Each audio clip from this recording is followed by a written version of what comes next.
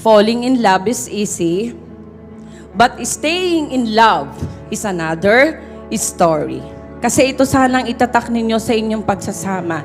Laging magkaroon ng faith sa isa't isa. What do I mean? Letter F, fidelity.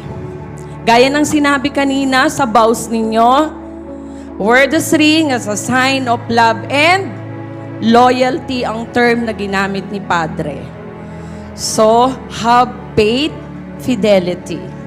Letter A, acceptance. Kasi kahit pa mula pagkabata andun na si Joyce, saksi din ako doon, kasi matagal din akong tumira kina Ate Lucy, but still you have differences. Diba? Ngayon pa lang lalabas yan kasi ngayon pa lang magsisimula ang journey ninyo as together, as husband and wife.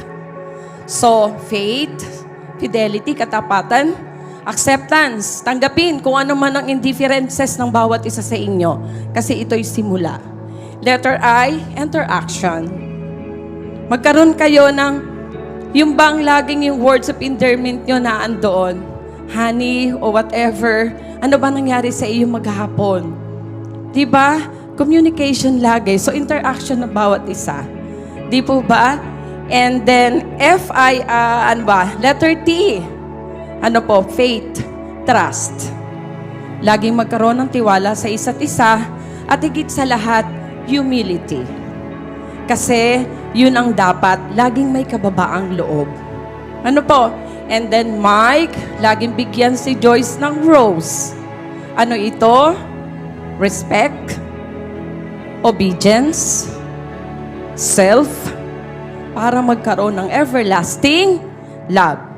And one more thing, sa pag nagkaroon ng problema, laging tinanlang ang singsing.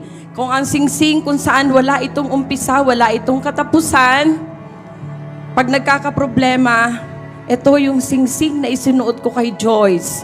Ito yung singsing na isinuot ko kay Mike.